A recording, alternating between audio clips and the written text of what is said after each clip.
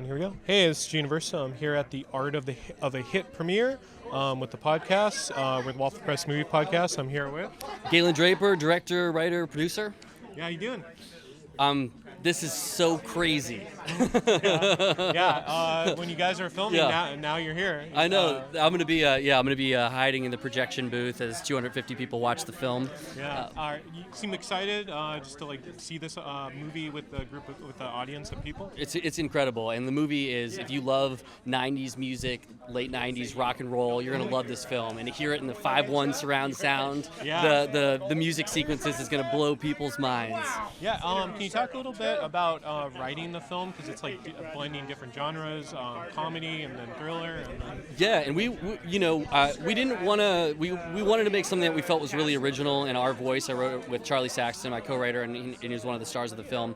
And it was based on decades of our experience in bands. Okay. And a lot of the dialogue is actually it's like a band is such a crazy group of folks that seem to never stop talking. You're talking backstage, you're talking on stage, you're talking the band van, you're talking in the bar. And so the movie has a lot of these Steadicam shots and these long dialogue sequences where people are just talking over each other. And I think that really, for us, captured what it was like growing up in the 90s, going to be in, playing the 930 Club in Washington, D.C., playing these venues in bands when we were younger. And we try to put that all in the film. Yeah. So you're in a band. What instrument did you play? I'm curious. I played cello, and in the band I played electric guitar, some vocals, but You can never say no to France. Yeah. No, it's cool. And then can you talk a little bit about filming in France? Well, I moved to France a couple years ago, and I moved to this region, which I think is the most beautiful place on earth. It's called Dordogne, and it's a land of 1,001 chateaus, and we filmed in one of those castles down the street from my house, and it is some of the most beautiful, picturesque, almost like Lord of the Rings. Feels like when the late afternoon sun hits these medieval structures, and we really worked hard with our cinematographer Joe Simon, who's a brilliant person, to capture that late afternoon light in a lot of this, and very proud of how it turned out.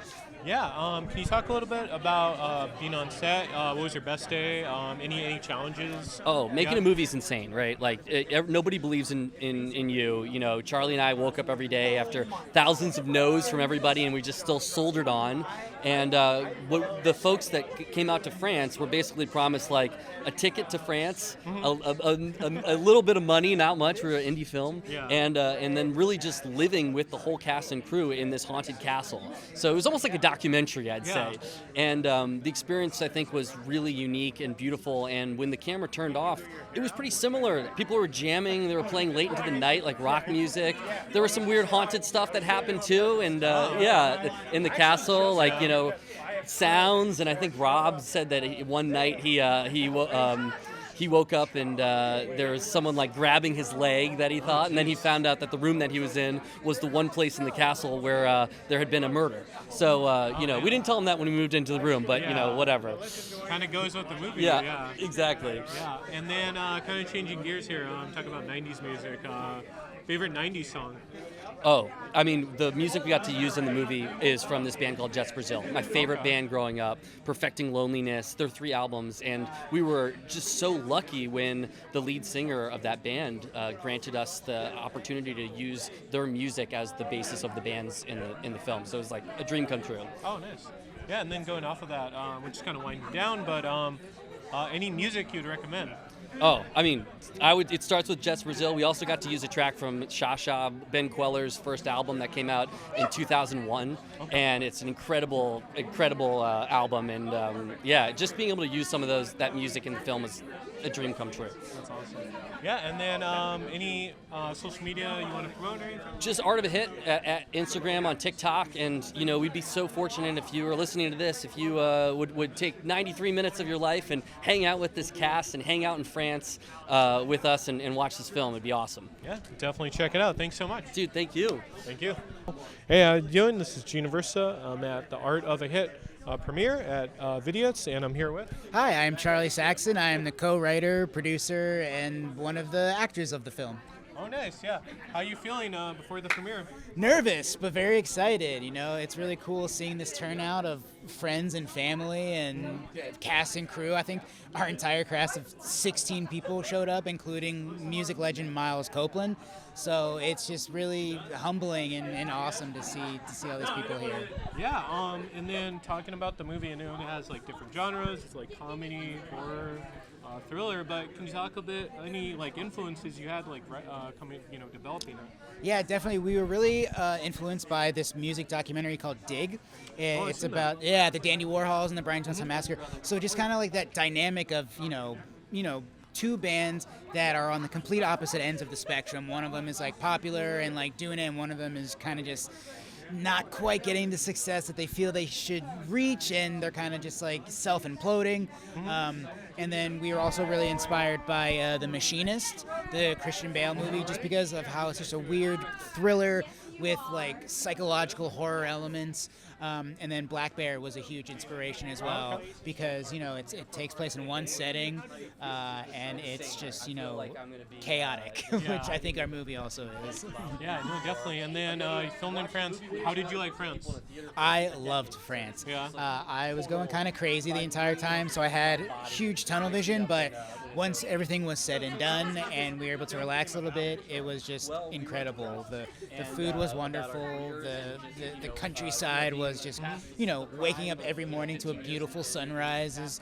There are worse places to make a movie, that's for sure. Yeah, exactly. Did you have any escargot? I'm just curious. We did have escargot. Actually, Tyson Dye, our production sound mixer, he specifically requested that we get escargot for a meal, and I'm very glad that he did, because it was absolutely delicious. That's awesome. Yeah. And then, how was it like on set? I heard it was just like a summer camp?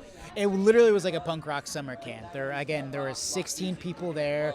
Everyone was wearing multiple hats, literally and figuratively. Everyone was just busting their butts to make something great and make something that we could all really be proud of. And so I'm happy to say I think we achieved that. But it was definitely, long, hard days. Thankfully, there were no blow-ups. Everyone kept their cool. Everyone, stayed relatively sane as we could. But it was just a wonderful experience overall. That's really good, yeah. And then, can you talk a little bit about any stories that come to mind? I heard it was haunted. My room was definitely haunted, 1,000%. The first day there, I was kind of unpacking, and I had papers on my desk, and I had the script, and I had folders, and the windows were closed, the fan was off, there was no air circulating, and everything that was on my desk just flew off of my desk. And I threw up my hands, and I was like, hello, whoever is here. I'm cool, you're cool, like, let's just be cool together. And so, I then learned that 1,000-year-old castle, there were wars and everything, but the only actual murder that occurred was right beneath my bedroom. So I was like, oh, there was the ghost of of that murder that was haunting my bedroom. As long as you don't bug it, I guess it doesn't. Exactly, yeah. We respected each other's space 1,000%. Yeah. And then just kind of wind you down. Any musical, any music bands or anything that you recommend? Oh man, yeah. So the Wonder Years, they're also from Philadelphia. They're one of my favorite bands. They're amazing. What have I been listening to? I've been listening to this band called Telenovela. They're a really cool, like, 50s... They're like coin-operated 50s retro, just like really cool rock and roll. The Story So Far just released a new album for the first time since like 2018. I've been listening to that as well.